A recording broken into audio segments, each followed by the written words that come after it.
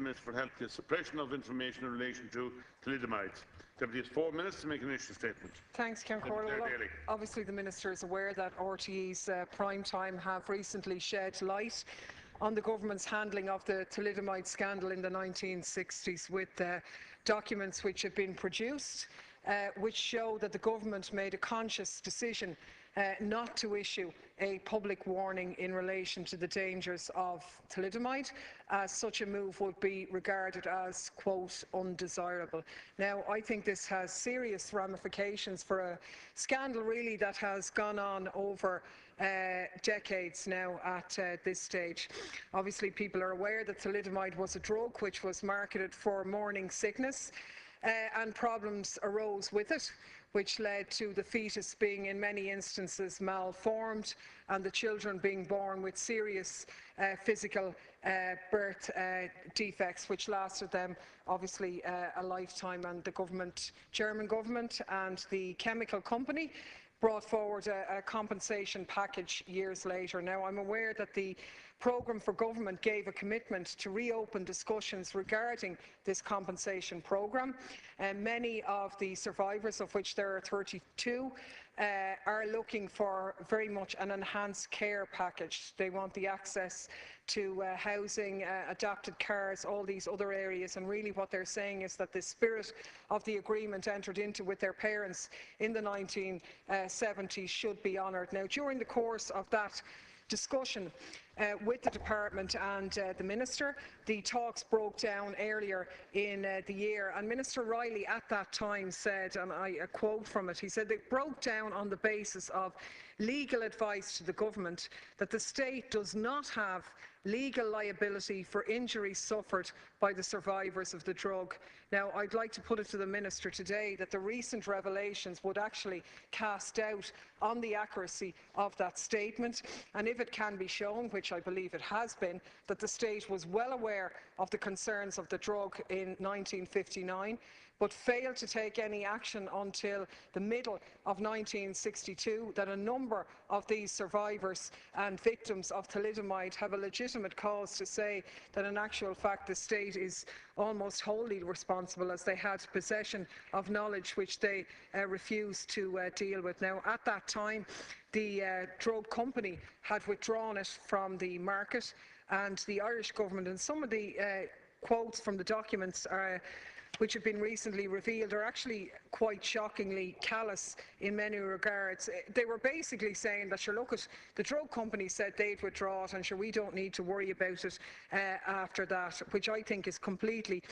inappropriate. I think some of the points made by them, can't find them now, but basically they were saying it was felt that any supplies which had already reached domestic stocks presented a special problem that could only be tackled by public announcements. So these are women who were already taking the drug at this time. They said this step was regarded as undesirable, and it was thought that even if it were taken, it would prove largely ineffective. Well, sadly, we'll never know, because the public announcement wasn't made, and instead we had a confidential circular issued and a very inadequate recalling actually of the drug from the chemists and so on. So I do think that it alters the balance of forces in relation to the government's negotiations with the survivors of thalidomide in relation to the outstanding issues of their compensation package. I think clearly the points made by the Minister in July that the state isn't responsible have been shown up to be not the case now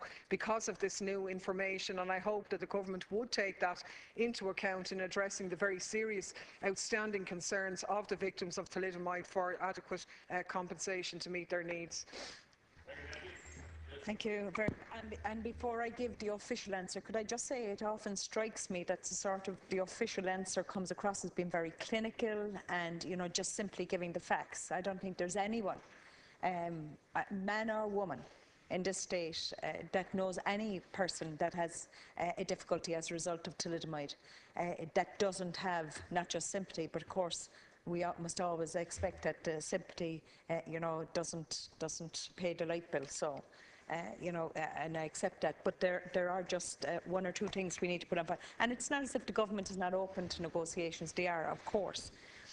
please take this opportunity to outline the current position in relation to Irish survivors of thalidomide. And I think again, Deputy Daly, 32 survivors, you know, who wouldn't want to deal with it. It's such a small number, and by the very nature of it, not one that's going to increase. However, lest there be any misunderstanding in relation to the matters raised in the motion, I wish to state for the record that this government did not suppress any information. I don't think the Deputy is suggesting that for 1 minute. The document referred to in recent media reports is a document dated from 1974, prepared by officials in the Department of Health for the Minister of the day. This document, amongst other things, outlines a position adopted in 1962. The distributors of thalidomide in Ireland suspended distribution of the drug in December 1961 and then withdrew stocks of the drug in January 1962. It was decided at that time not to issue a public statement, but the document outlines that it was decided in June 1962 that the most effective step to take in order to deal with the issue was to circulate all chief medical officers to ensure that all doctors, chemists and hospitals in their area would secure the return of any unused stocks.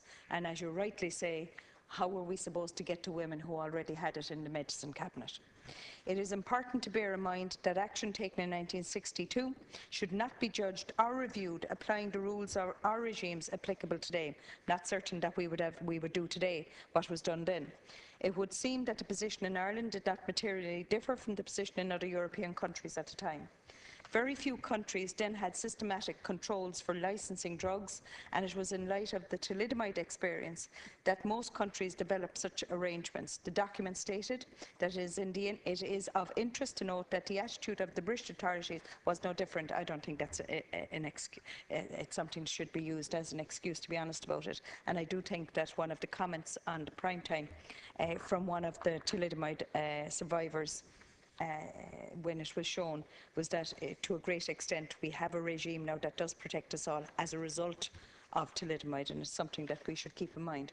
This document was released by the Department of Health in 2010 to solicitors representing Irish survivors of thalidomide, along with other records available to the department relating to the period in question. The focus of the government is to address issues which remain, and the programme for government includes a commitment to reopen discussions with Irish survivors of thalidomide.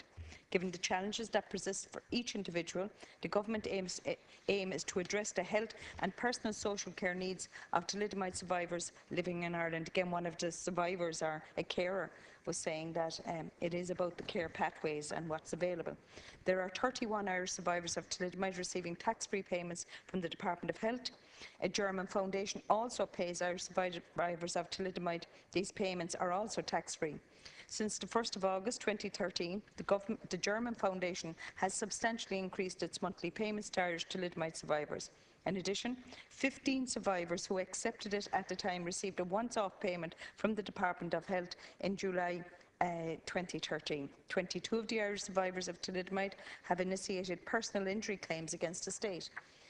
A medication conference is proposed in relation to these claims. It is hoped that this can proceed early in the new year. Both I and the Minister for Health are determined to ensure equality of treatment for all Irish survivors of thalidomide. The government will continue to work to find a way forward to progress matters for Irish survivors through discussion. I don't think there's any difference between us, Deputy. I think we're all anxious that this issue would be resolved as quickly as possible. Thank you, Minister.